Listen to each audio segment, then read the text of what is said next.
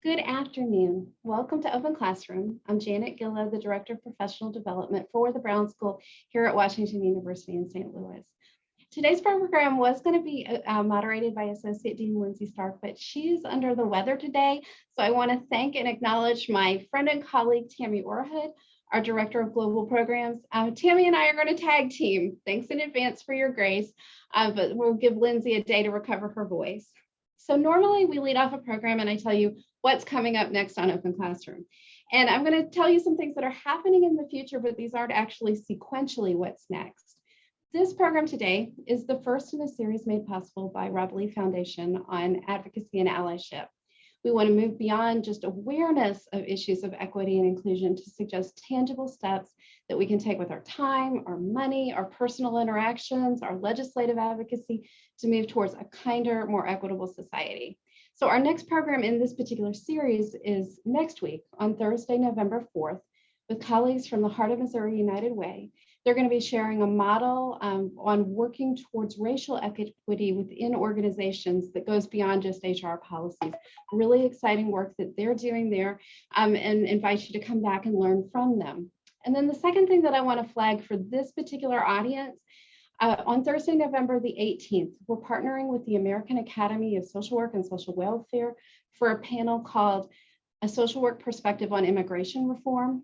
We've got amazing speakers. The Dean of the University of Texas School of Social Work, as well as faculty from University of Southern California and University of Maryland. If you are interested in public debates around immigration reform, there'll be wonderful perspectives and another opportunity to engage. Before we get started today, I want to acknowledge the other groups that had a role in supporting today's program. In addition to Roblee Foundation, we appreciate the partnership of the Institute for Public Health Center for Human Rights, Gender, and Migration, the Brown School's Office of Global Programs, the Clark Fox Policy Institute, and Washington University's Social Policy Institute. Today we have an amazing group of panelists deeply committed to working on welcoming Afghans to St. Louis. I want to share that we did seek an Afghan voice to join this group, but we were unable to find the right fit, either due to security concerns of family members still in country or a reticence to represent the whole. So we respect that and want to encourage that if we have people on the call with personal experience, please do use the Zoom chat to share your comments and we'll do our very best to elevate them. Our panel today is so distinguished and we're deeply grateful. People working incredibly hard within a variety of systems at the front line of helping Afghans who supported the US during the decades of conflict get here and find a new home here. I'd like to start by asking the panelists to introduce themselves, including sharing a bit about the work that they or their organization has been doing. So in the interest of putting some order to that, I want to just take this alphabetically by first name. Ariel, do you mind starting us off? Hello, thank you. My name is Ariel Burgess, and I'm the Vice President of Client Services at the International Institute of St. Louis. I oversee refugee resettlement to St. Louis, and as the only refugee resettlement agency in St. Louis, I'm the resettlement director for both the Institute and St. Louis. I have been here for 21 years working in resettlement. I've worked through major resettlement periods, such as the Somalis and the Bhutanese, and then most recently the Syrians in 2015 and 2016. Right now, the Institute is working to resettle the Afghans that were evacuated outside of Afghanistan. This is a program that is very new, that is very much in process. Things keep changing almost hourly. So while the Institute put out the word to the community that we wanted support for these Afghans, while we truly do expect to have up to 500 Afghan parolees, so far, they haven't started arriving. So we're in the very unique position of having more community support than we actually have of clients. However, I'm more than likely, knowing the US government, most probably will get most of our arrivals the week of Thanksgiving. I'll leave it at that, and then maybe later on I can give you some statistics and numbers specific to worldwide refugee situation, and then also to St. Louis. Great, Javad, would you like to go next? Hi, I'm Javad Kazaali. I am a private immigration and civil rights attorney in St. Louis. We've got a law firm downtown called Kazaali Wyrsch. A lot of our work is in the immigration space and in the police brutality space.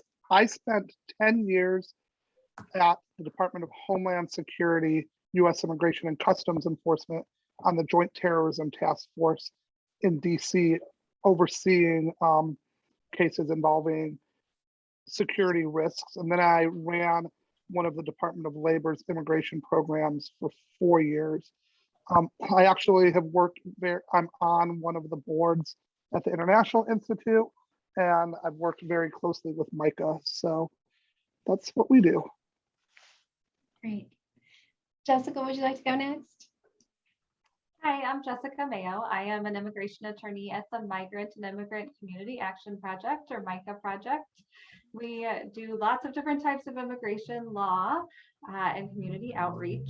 Traditionally, our client population has been majority Spanish speaking, but we do have clients from nearly 50 different countries every year. And so this August, that meant that our families that we were already working with from Afghanistan approached us and had a lot of needs for their family members who were in Afghanistan. And we are currently working with around 100 people from Afghanistan, some of whom have already been evacuated to the United States and some of whom are in the process of applying for parole. Great, and Rita, can you please round out this great group? Sure thing. Good afternoon, everyone. My name is Rita Chang.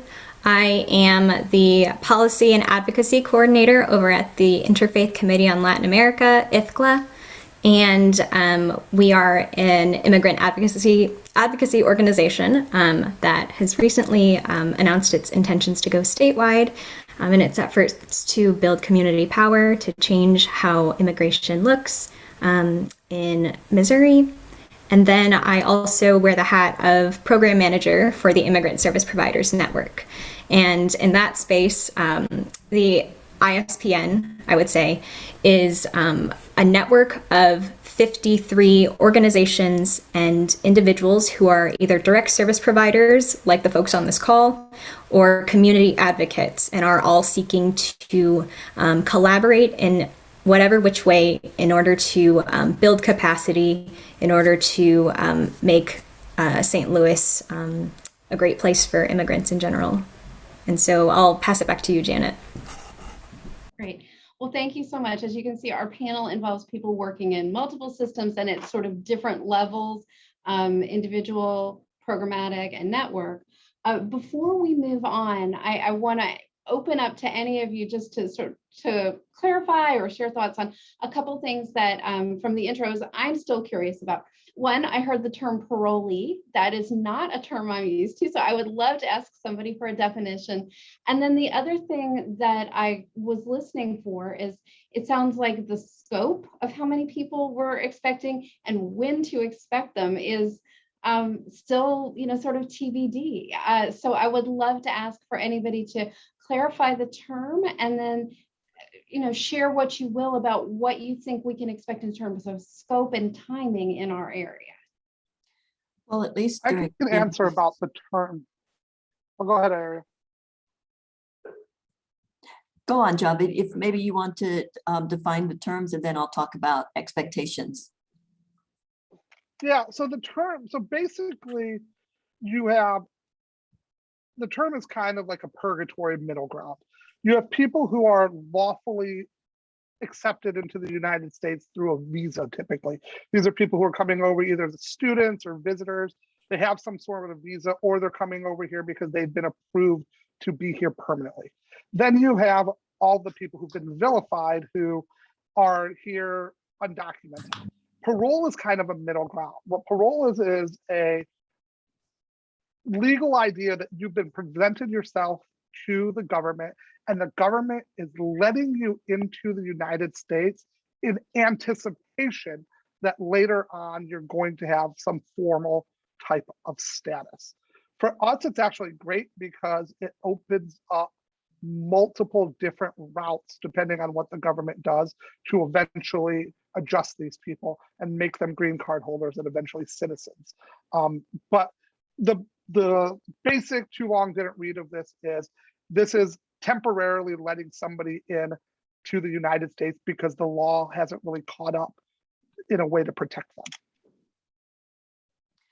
Right. When I say Afghan parolees, I'm speaking about a group of Afghans who were evacuated from Afghanistan, came to the United States, and they were granted humanitarian parole. They are a unique group because eventually they will be eligible for resettlement services and benefits such as the resettlement per capita that all refugees have.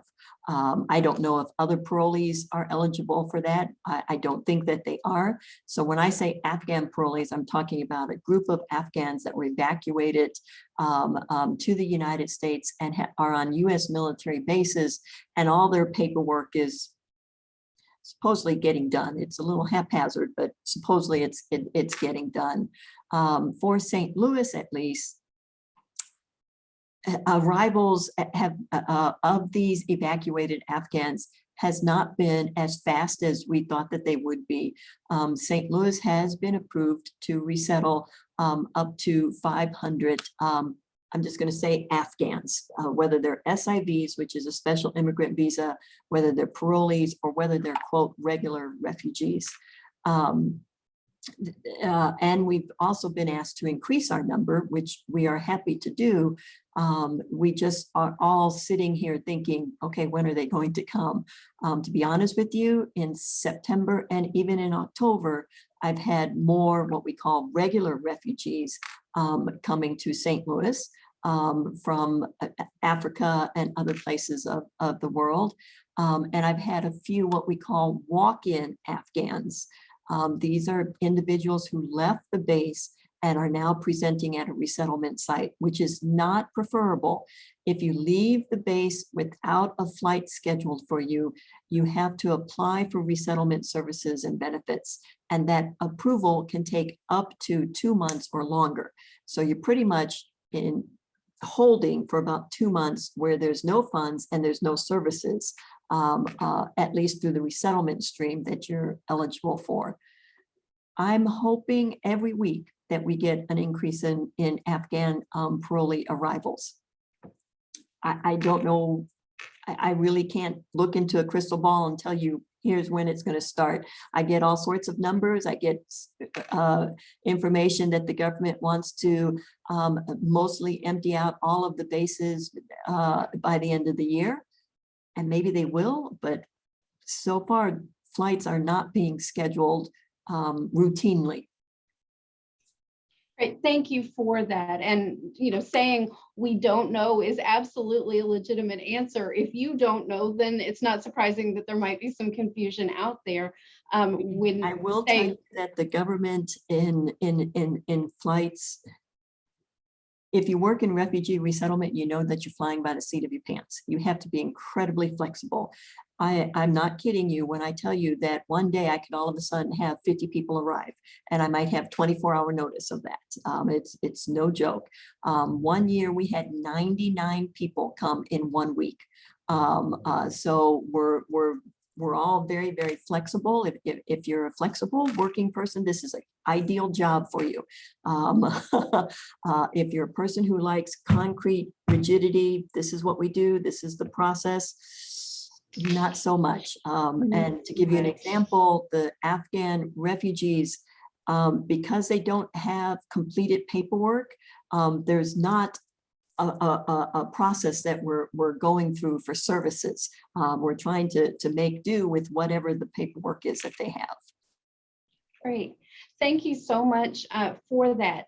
As the audience can likely tell, we have a couple of attorneys with us, and then a couple of folks that are involved at the agency or systems level, network level, in actually delivering services to folks once they're here. And so I'm going to direct a couple of questions, sort of thinking in sequence, to our attorneys, that's Javad and Jessica, about the immigration process and just helping us understand it a little better. So for Jessica and Javad, you both are engaged in systems that allow people to enter the U.S. Can you walk us through what that experience is like for somebody trying to leave Afghanistan and what's involved? It sounds like the answer to this part of my question may have already been put out there, but I'm going to go ahead and reiterate. Are they all at the same stage of the process, or are they at various different stages? Jessica, Javad, which of you would like to start?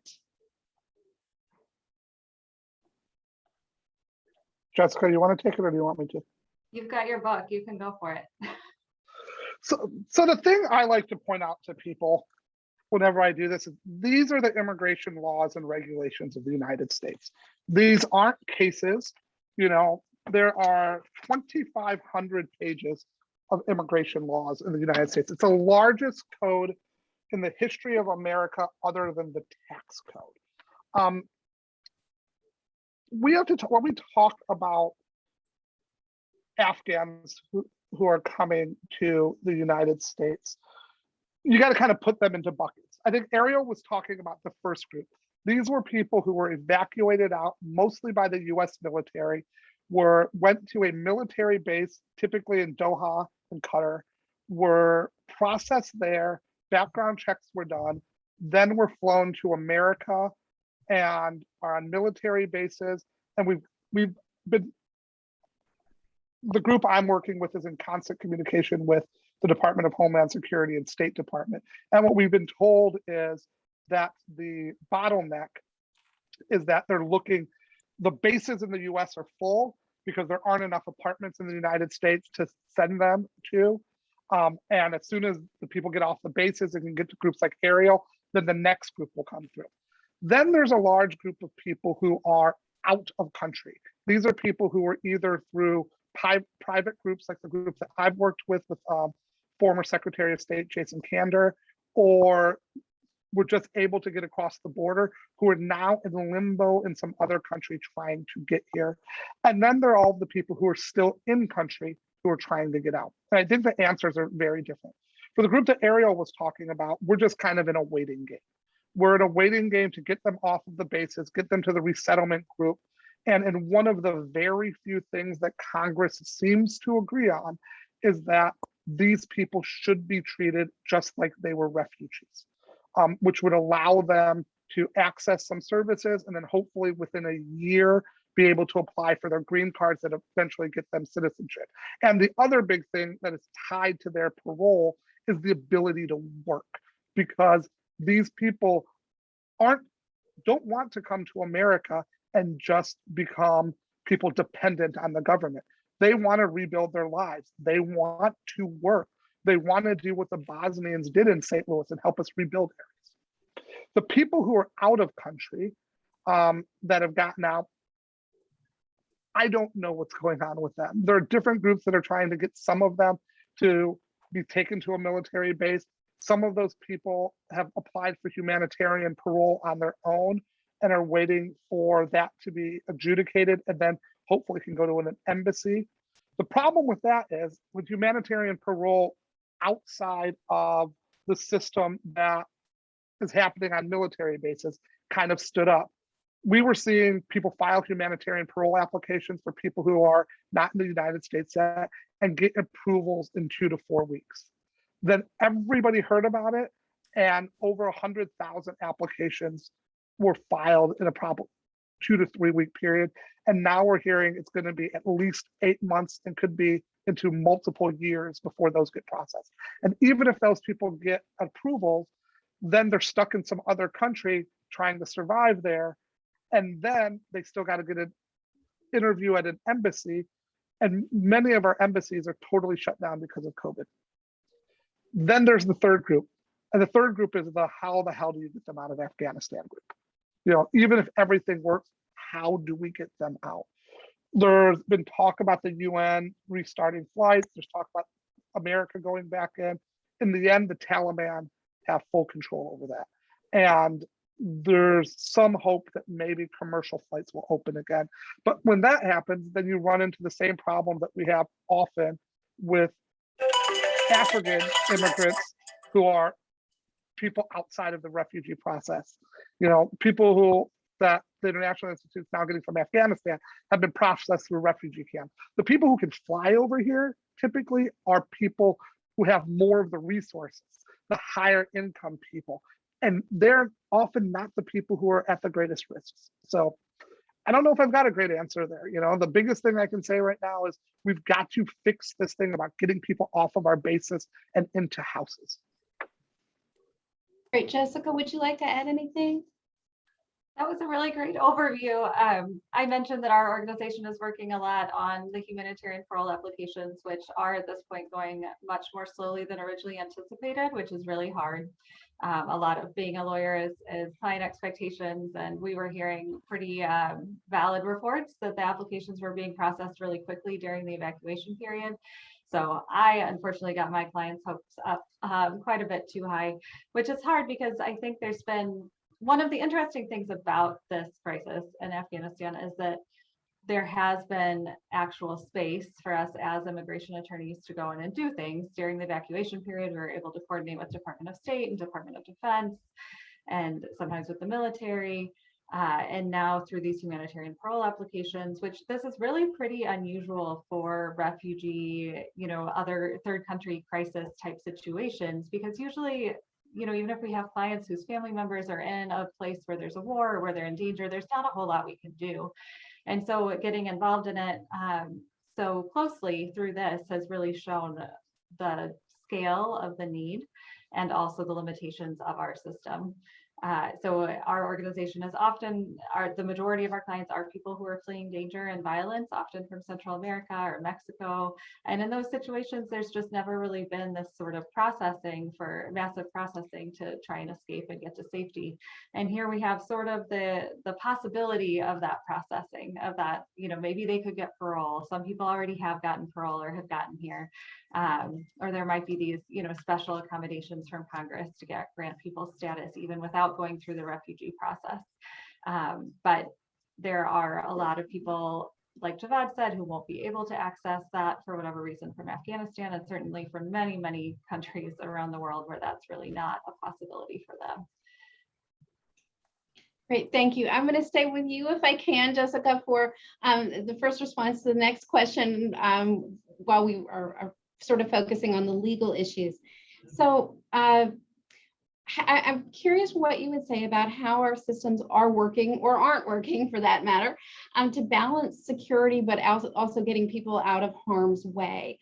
I mean, Javad has already mentioned the urgency of getting people that are on bases settled, but I'm curious, are there policy changes that you would like to see specific to improving what's entailed in getting somebody out and safely here with their family?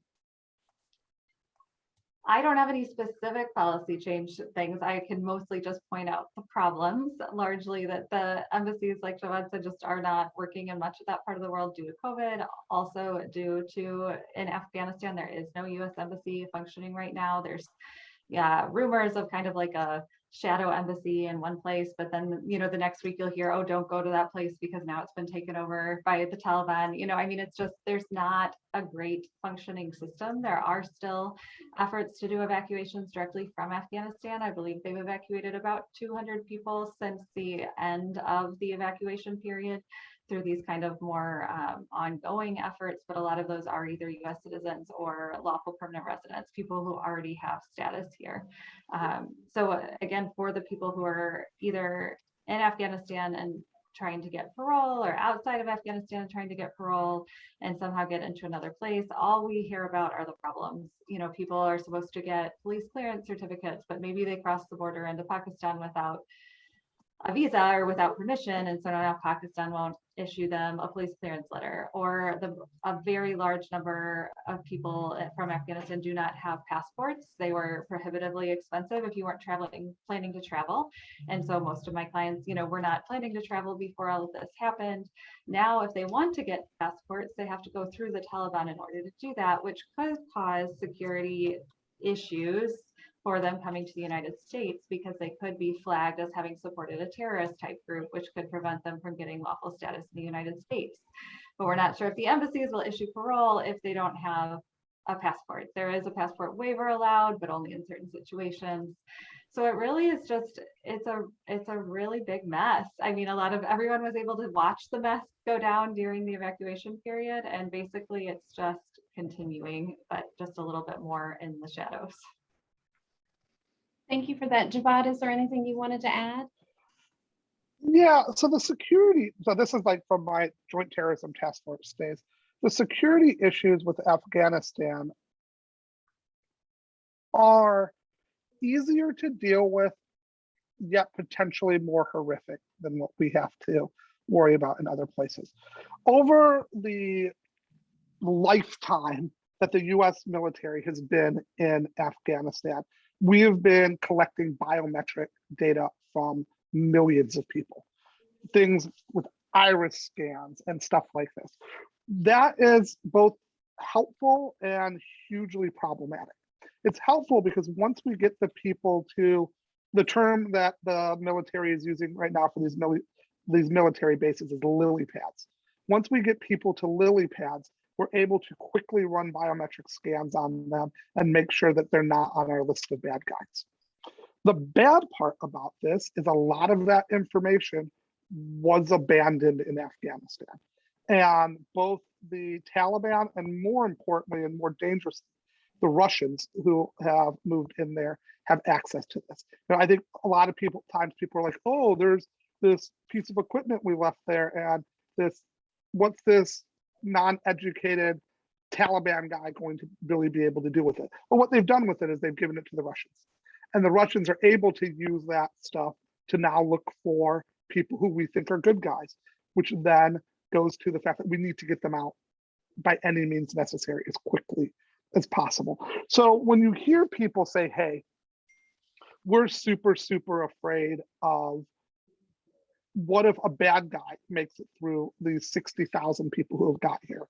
The reality is, in the whole history post 9/11, there were almost non-existent number of people who came to America through a refugee process that caused security threats to the United States. Almost all of them were people who were in America who were radicalized on the internet. So I'm more of the idea, yes, we need to do background checks on them, and we absolutely need to do it, but that's not where the bottleneck is. That can be done quickly, that can be done efficiently. When people start throwing that out there as a problem, those tend to be the same type of people who will then next say we shouldn't help people at the southern border because they're the ones with COVID. There's always an excuse. This isn't the real issue that we should be afraid of. Thank you so much for that. So we're going to pivot our attention a bit more to our panelists that are involved at the network level or agency level. I want to specifically ask Rita to bring you into the conversation, but also Ariel around this one. So you were both involved in welcoming new immigrants to St. Louis constantly, and the anticipated influx of Afghans is receiving unique attention due to the decades of conflict. But some of the things that apply are systems or conditions that are not new or unique to this population. So I would love to start with Rita and ask sort of what are the short-term and longer-term needs of the Afghans being resettled to St. Louis, and how are the systems and policies set up to fulfill those needs? I'm going to also elevate within this, Karen is specifically wondering what donations are needed, having seen that certain things we already have more than enough of, or more than enough at this time. For sure. So I'd love to jump in. So talking about specific community needs, so Javad is saying we need to get people off of military bases and into houses. Where are the houses? Are they quality houses? Are they affordable? Chances are the probable answer is no. Because we have an issue with trying to find affordable quality housing for folks that are already here in general. So being able to find immediate housing, but then after that fact, longer term housing, because folks are coming in with their families or they're getting their family members to St. Louis, but then what does it look like when folks are here to stay, right? how do we get longer term leases in place and make sure that people know their rights when it comes to renting as well. Expansion of legal services. As our attorney friends have said previously, people who are coming here will need to adjust their status at some point, and that does not happen automatically. There is a temporary permission that is granted as people are coming to the US right now. And so what does it look like when we don't have enough attorneys, whether they're low bono or pro bono, who can help people adjust their status? So that is a larger issue that we'll need to add capacity there as well. We are talking about folks who are leaving a country and are going to have lots of things that they'll need to work through in, therapy and have some trauma-informed care, mental health services upon, coming to the States. So we need to, of course, add capacity to those services and make sure that they're culturally competent. How are we meeting people's needs who are not from the US? Talking about language access. When we're talking about immigrants specifically, whose primary language is not English, in what ways are we considering access and equity when there are people who need information in a different language? Our systems are not set up to currently provide that immediate quality access to interpretation services. And so right now, what needs to happen is a longer term plan for some sort of language access, as well as specific budgeting, whether that's for someone who will translate documents, public health information. We're talking about COVID. Language access was a large endeavor that we've been trying to work with local stakeholders on to improve upon as we navigate this pandemic together. But of course, this is not exclusive to the pandemic. This is also in consideration of newly arrived immigrants in our community. I could go on, and I know Ariel is saying yes, of course, there's more things. But I would just like to touch a bit on the systems level, if I could. And so when we're talking about systems, and people are talking about I called the International Institute and they told me that they don't need any more bed sheets. What do I do with my extra bed sheets? Well, I think the thing that we need to consider is that we are going to welcome a bunch of new folks in our community. And so what will need to happen is that we will need to build our capacity. We'll need to increase our resources at every step of the way in order to welcome new folks, and that newly arrived immigrants will not only be interacting with different systems than other folks in St. Louis here. So ultimately, what I'm trying to say is that in order to really promote this kind of inclusion, community integration that we're all talking about, what we need to do is make sure that that our services at all of the different places, healthcare, housing, education, are ready and willing to welcome folks. And so that means if International Institute won't take your bed sheets, have you called St. Francis Community Services to volunteer or donate for their Abriendo Puertas initiative? Have you done that? What about the other agencies in the ISPN, the coalition that I'm talking about? Have you called them to figure out what their needs are? Has your church or your congregation, have they, made a commitment to welcoming folks? What are their stances on that? So there are different ways to plug in that sense. And we all have to do our part in order to make sure that St. Louis, has enough resources to welcome folks that are already here, as well as folks that we're trying to desperately evacuate and welcome into our community. So that was a fantastically thoughtful answer, Rita. Thank you so much. And I do want to just ask, it's an invitation to give a plug wherever you would care to, because you're talking about the need for more capacity, more resources in some places that we know that we as a region have opportunities already, opportunities and unmet needs. So if we're talking about housing as a need, mental health, legal services, interpretation and translation services, if somebody wants to get involved in making the system stronger, recognizing it may not be any one. Okay, anybody can comment. Where would you suggest that they dedicate their time and their money? I will say that for over a month now, the International Institute has had weekly community meetings. And at these meetings are mental health therapists, housing owners, city and county legislators and policymakers, emergency physicians, a whole gamut. Now, no, yes, we still have to build capacity. I absolutely agree with Rita, but we really have begun to pull the community together. And by community, I'm talking about St. Louis City and County, St. Charles County, Franklin County. We have a variety of individuals on these calls where we're talking about, hey, if we get 500 Afghans, where are they going to live? St. Louis does have a housing stock issue. St. Louis City in particular, many of the housing that our clients can afford are less than desirable. So what can we do to increase the housing stock, to get better housing and whatnot? We've actually, I have to say, St. Louis community, and I'm speaking broadly, has been wonderful. They have turned out, and Rita's absolutely right. We have so many donations that right now on our parking lot, we have pod containers, and somebody has donated warehouse storage for us because we have so many beds, vacuum cleaners and whatnot. We are quickly getting that out to all of our refugees as quick as they arrive.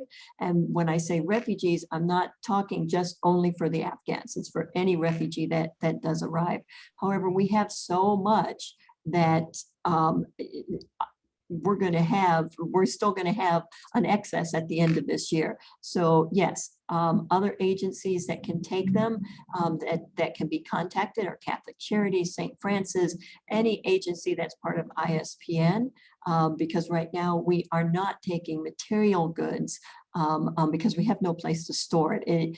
Like I said in the beginning, it's been wonderful, the response of the community, and now we're just kind of waiting for the arrivals to come.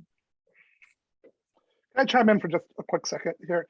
One of the things that I think we need to highlight is, and I think Ariel and Rita are kind of doing an undersell job here.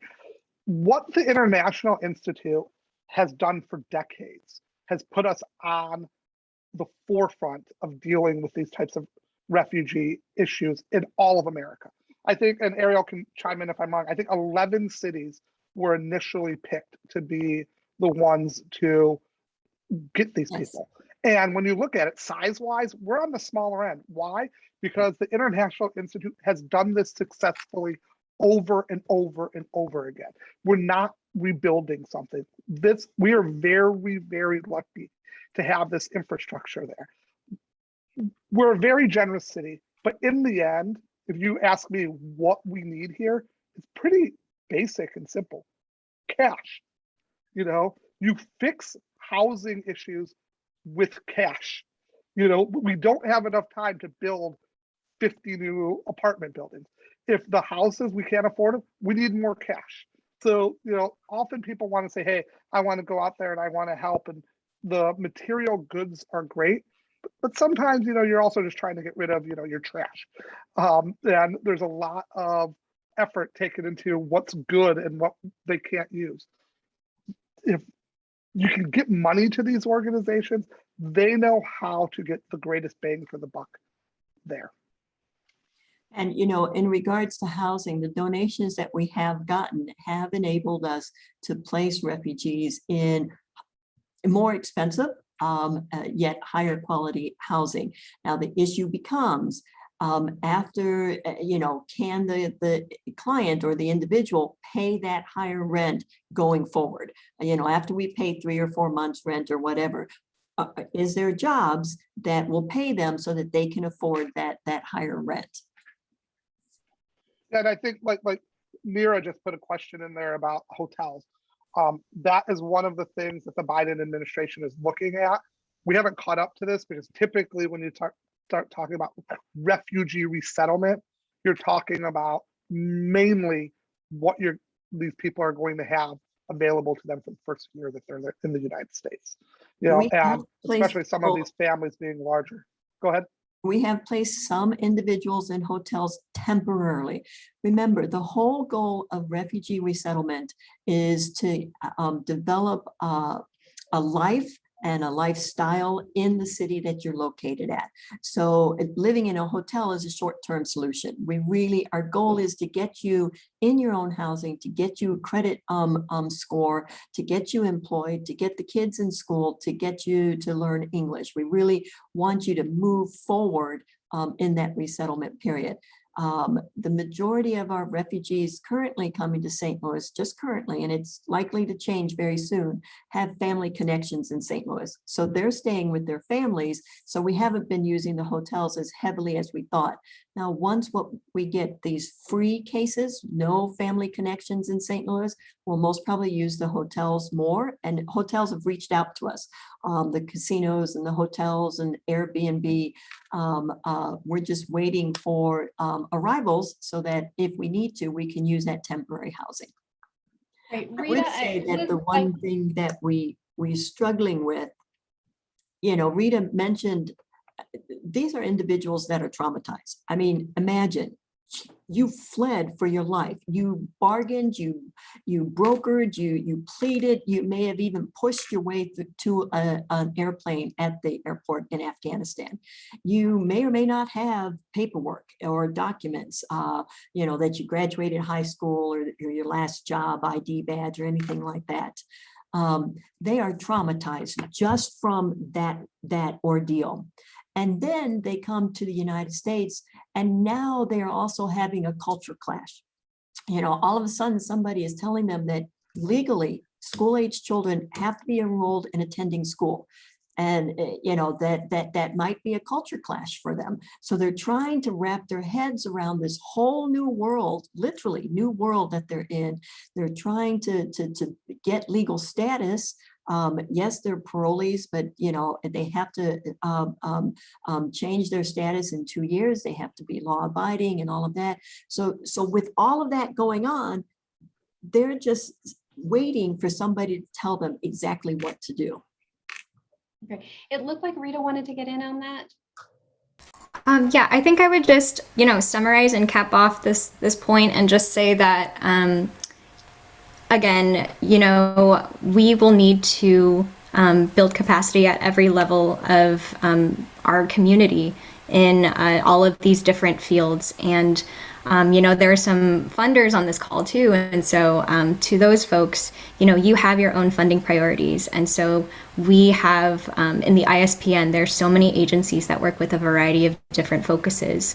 And in some way, all of our agencies, even those not included in our network, will be serving new arrivals in some way. And just, you know, thinking about the people who are coming through. I don't know if I'm jumping to the separate question, the next question, excuse me, but just considering people as people. These are people who are coming into our community who, you know, deserve your respect, to be treated with dignity, and that is first and foremost how we should be treating people. Absolutely. Rita, let me stay with you for just a second and then hopefully go to Ariel with this. You work closely with folks or at a network level with folks all the time that are resettling in our area. Is there anything that's particularly hard for folks arriving to navigate that might be a surprise to the rest of us? You have a unique perspective on what it is to land here in a new community. Anything that you'd like to observe for us? I think I would, Go on. sorry. I would definitely speak to the points that I made previously, and also just ask people to consider if you've ever traveled abroad, if you didn't speak the language that most people were speaking there, if you didn't look like the people who were in the place where you were, what did that feel like? And what did you wish that you had? And what do you wish that people treated you as? You know, like those are the sorts of things, the basic human dignity and compassion that we should have for.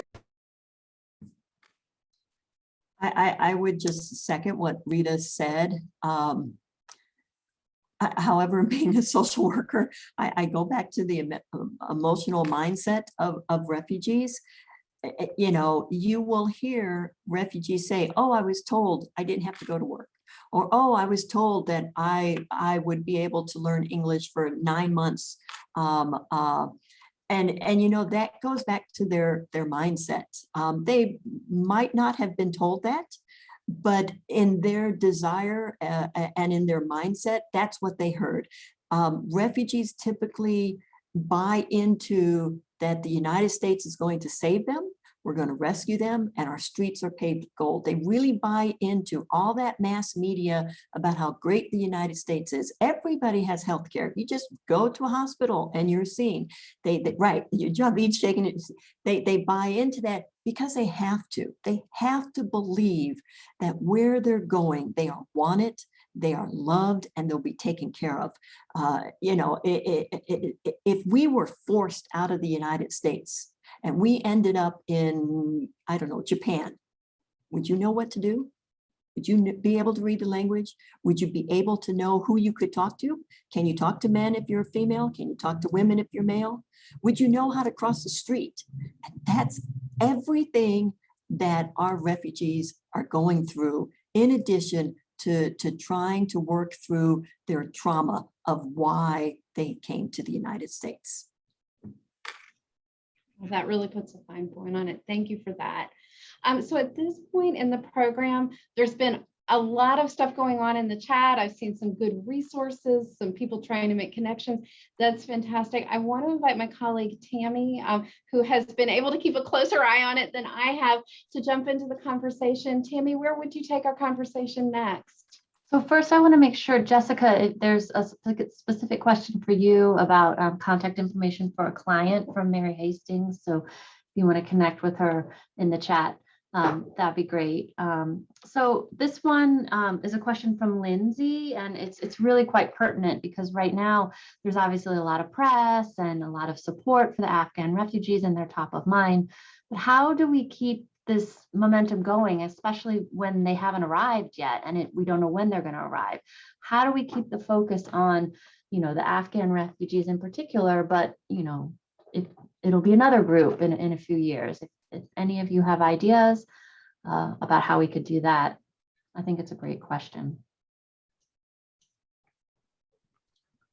I would just say that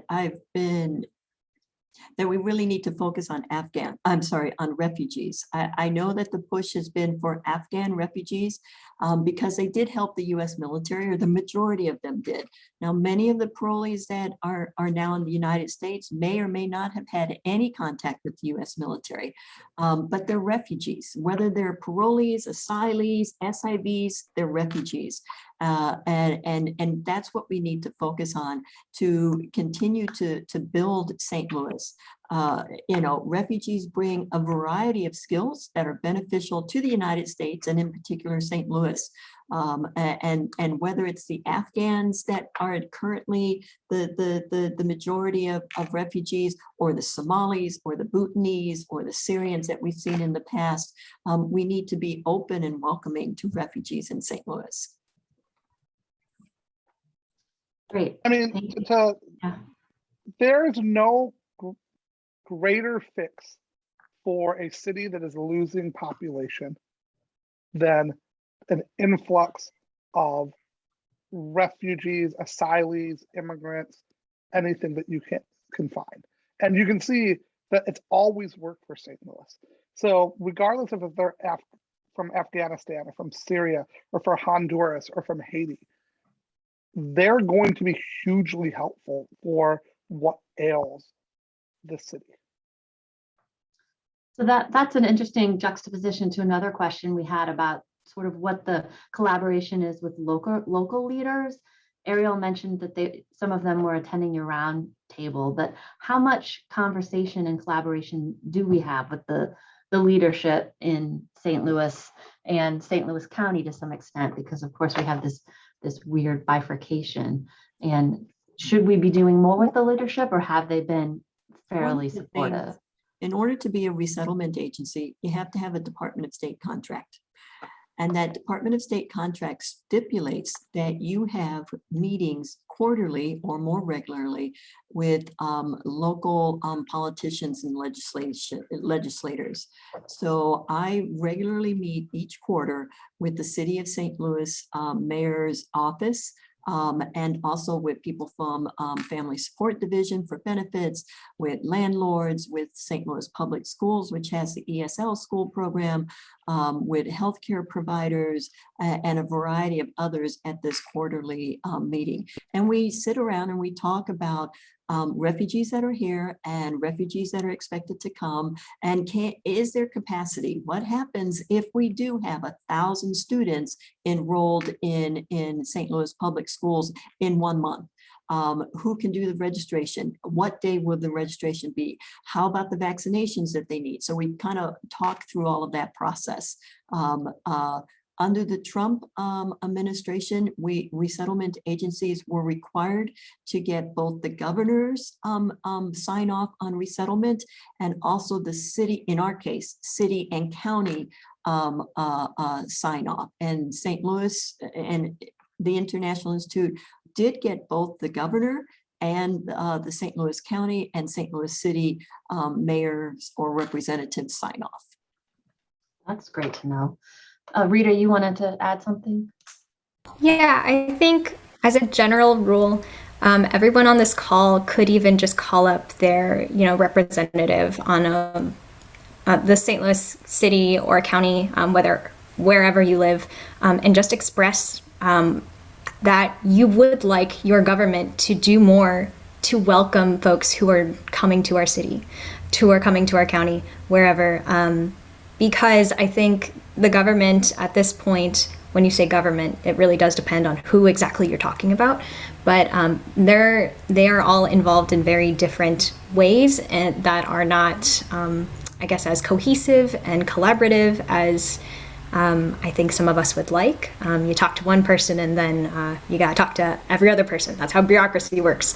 And just that, our government could do more to be advocates of language access, to be advocates of programs that serve all people, to make sure that Afghan parolees, SIV holders, as well as asylum seekers coming up from the Northern Triangle and Haiti, who are coming to St. Louis, are all eligible for these programs that they make available for all residents. And so in what ways are the city and the county really helping to welcome new arrivals? I couldn't actually speak to that because I haven't seen much quite yet. And so I personally am waiting and am more than willing to figure out ways that we as a network, we as agencies can collaborate with the government in pursuit of making our community more inclusive.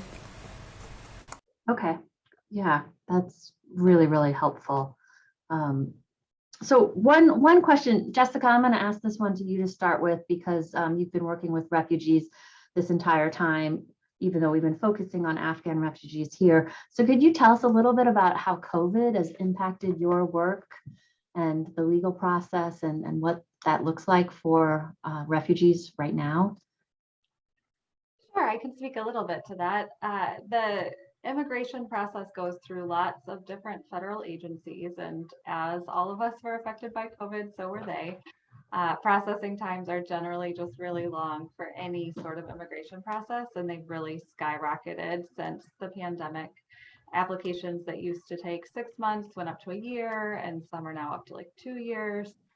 There are other types of applications that take 4 to 5 years, including a lot of times asylum applications. So that's one of the options for some of the people who have entered on parole and don't have a long-term permanent status in the United States. They may have to be applying for asylum. And that process just takes years and years. There has been efforts to say that these cases will be streamlined and that they will be adjudicated more quickly for families from Afghanistan. Of course, that means it'll be even longer waiting times for everyone else, who then is pushed even further back in line. For asylum, asylum is seeking protection based on your fear of persecution in another country. And whenever you're applying affirmatively, all of our cases go through Chicago. And right now, the officers from Chicago are not allowed to travel to St. Louis. And because of the COVID restrictions in the city of Chicago, we're not allowed to travel there for interviews. So we've just been completely on hold for a very long time. And even though they have the capability to do it virtually, they're not allowed to do it virtually. So there's just been a lot of waiting. And so it's a lot of limbo for families who are trying to get things figured out and settled. In addition, any of our clients who don't have a permanent status in the United States are usually not eligible for any of the government safety nets either. They often were not available for or eligible for the stimulus, although some were, depending on their work authorization status.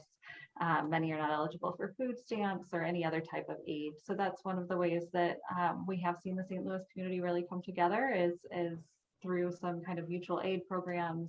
IFPLA was kind of in charge of redistributing some funds, kind of like stimulus money of a sort to the immigrant population in St. Louis that was not otherwise eligible for it.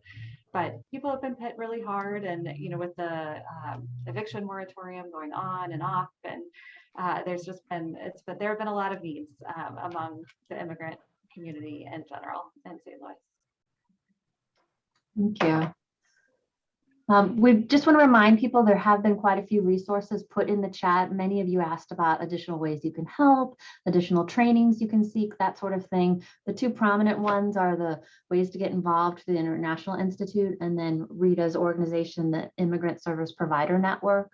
So those are two great places to start if you would like either additional information. And Rita answered one of the questions. Congregations can reach out to the IFCLA. We did have an earlier question about how congregations could get involved. Thank you, Rita. Thanks for that. There have been so many questions, and we are actually hitting the end of the hour.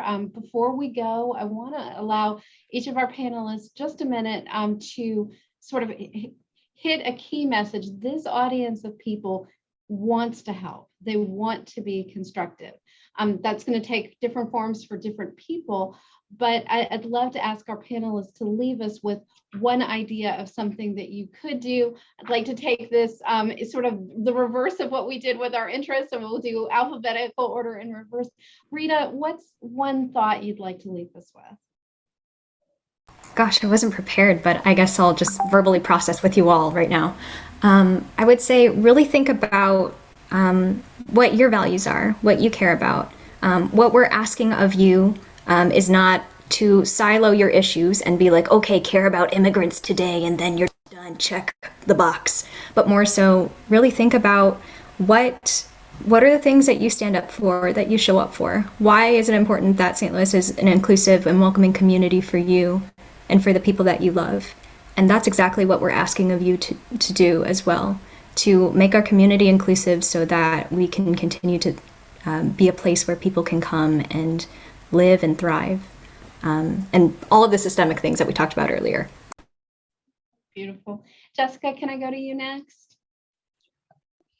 We're just really encouraging people to kind of get beyond the crisis response cycle, to kind of get in. The people who are here are all people who are interested and already wanting to be engaged on the issue. So sign up for newsletters, get engaged with the volunteer opportunities that are available, and really look for those opportunities to plug in long term. And like I was saying, all of the legal processes take forever, and we are really under-resourced as a community. We don't have a huge immigrant population, but for the amount that we do have, we have fewer resources than we need.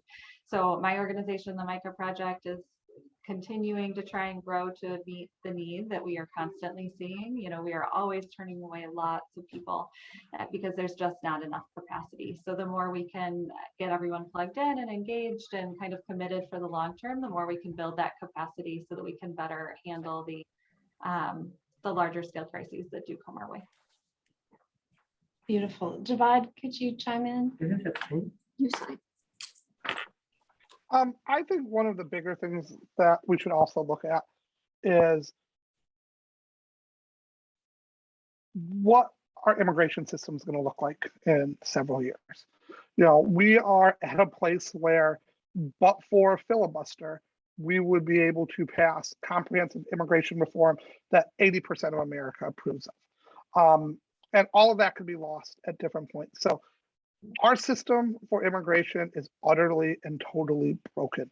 There's no empathy in it. There's no humanity in it. It needs to be changed. And so on top of helping people on the micro level, the macro level of continued pressure for comprehensive immigration reform. And I could tell you, and some people will yell at me because they think that there hasn't been enough change quick enough. We have seen monumental change in the last year on immigration between the two administrations. A lot more needs to be done, but the idea that a lot of our clients are no longer under the immediate threat of being picked up for any reason whatsoever has given us enough room to breathe so that we can work on these issues. I can tell you this, if at the same time that this Afghanistan crisis was happening, Jessica and I were worried about every one of our clients just being picked up by ICE for any reason whatsoever, this would be even more impossible than it currently is. Thank you. Ariel, to you now. What's a final thought or something that you would like to encourage people to do? Two things. One is to volunteer. If you want to get in on the ground floor, volunteer, and you can go to the Institute's website. We have volunteer opportunities for individuals and also for groups who would like to work with the newly arriving refugee. And the second thing I would ask for is to advocate for improvements in the resettlement process. Most probably do not know that resettlement is officially only a 90-day period, 3 months. So advocating for positive changes with your legislatures and showing your support for refugee resettlement, not just that support, but some needed changes in the refugee resettlement program. Beautiful. Thank you so much. Our panelists are working so hard right now. I really want to just say an extra thank you to them for taking an hour out of their day, more than that a bit actually, to share these insights with us. I have learned a lot. I have really appreciated the comments and the support from the audience. I want to send a special thank you to Tammy for helping to moderate on the fly. Much appreciated. Before we close out, again, to this idea of continuing to educate ourselves and engage, really want to invite people to come back to that program we're doing on November the 18th as we consider what is a social work perspective on immigration reform. This is obviously a conversation that we've just started today. We did not finish it, and we invite you to come back. And with that, we are at time. Thank you all for making this a part of your day. Appreciate you joining us. Hope to see you again soon. Please stay healthy and safe out there, everybody. Goodbye now. Thank you. Thank you.